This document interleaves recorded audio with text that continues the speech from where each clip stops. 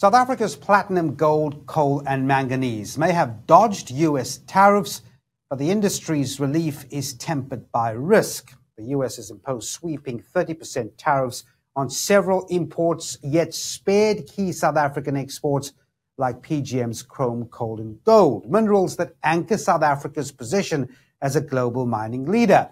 But the Minerals Council warns that slowing global growth and falling U.S. vehicle sales could still undermine demand for critical exports. To break this down, we're joined by Hugo Pienaar, Chief Economist at the Minerals Council of South Africa. Hugo, thanks very much indeed for talking to us. My pleasure. So while PGM's gold and manganese are excluded from U.S. tariffs, you still have the tariffs hitting diamonds and iron ore. How significant is that? So I think in terms of our exports to the US, we don't export much of iron ore. That largely goes to China. But diamonds, we do export quite a bit to the US. So that will be a challenge. But I think for us, the bigger challenge is not so much the exports that go to the US, because in the bigger scheme of things for South Africa, that is not as significant. But what we are very concerned about is the knock-on effects of this global increase in tariffs on some of South Africa's non-US trading partners. So if we think of China in particular, now, South Africa is very dependent on China in terms of our mineral exports, especially on the bulk commodities. So iron ore, manganese, chrome, coal goes to India to a large extent, and some of the other minerals go into Europe. So broadly speaking, if we're saying that this is a global shock, which I certainly think it is, and it's going to dampen global growth in 2025 and perhaps beyond, that suggests that the demand for minerals could actually be softer than what one thought a couple of months ago. And that's bad news for a resource, a big resource producer like South Africa. Mm-hmm. So one way or the other, there is a domino effect. Okay, let's look at auto manufacturing. I mean, that could still dent South Africa's PGM revenues. And again, it's in that context, isn't it?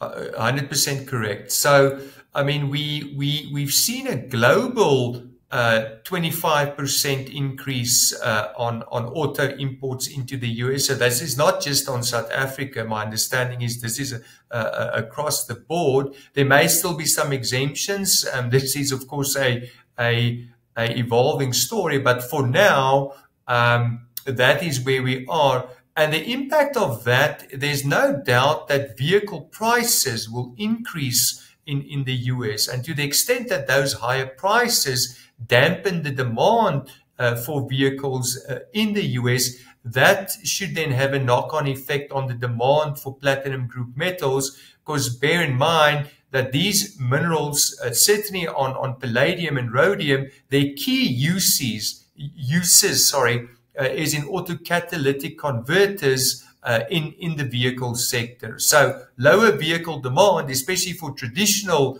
petrol and diesel run vehicles, that will have a knock-on effect on the PGM sector. Hugo, I mean, you just cannot stop this gold price at the moment, right? We just another record high, above $3,300. I'm just wondering, looking at the local currency, the weaker rand, the inflationary pressure, what does that mean in terms of how local producers react to this gold price? So I think we are fortunate that on the input cost side, that at the same time that the rand has weakened, the oil price has come down a lot.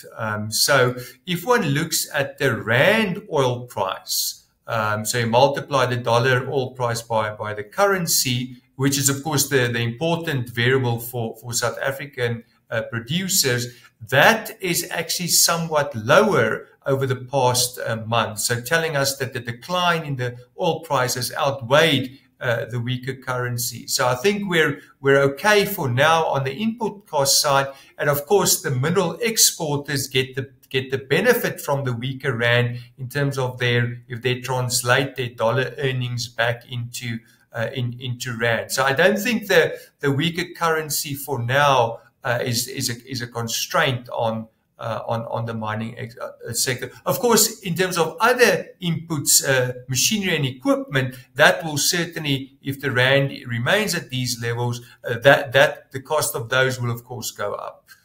And then Hugo, I mean, tariffs aside, I'm wondering, how should South Africa's mining sector position itself? You know, again, in this world of geopolitical shocks, you referred to it a little earlier, shifting trade alliances and unpredictable economic tides. What should that shift be? So I think it's very important to emphasize that South Africa is a reliable supplier of several minerals, including some of the more critical minerals that will be required over time for the green transition. Again, one thinks of things like manganese. One thinks of even the PGMs if one thinks of the hydrogen in the fuel cell economy. So South Africa is actually well positioned to benefit from the demand for critical minerals over time. But we need to get our domestic business environment more conducive so that we see faster growth and certainly more exploration in the domestic mining sector, so that we create a pipeline of future mining activity to again be able to meet the demand for minerals over time. Hugo, and then finally, I want to end off just going back to diamonds, for example, and those minerals that are affected by the tariffs. Is it just a wait-and-see approach? What's your stand at the moment? So I think, unfortunately, on diamonds, that industry is already under pressure, or was already under pressure even before the current developments. And that has to do with lab-grown diamonds. It perhaps still has to do with some of the fallout from the COVID pandemic and the hit to consumer income. So you know, I always say there's not one mining sector in South Africa. It's a very diverse sector, and the underlying trends that drive those subsectors of mining are quite different. And unfortunately, the diamonds certainly are in a tough spot at this stage.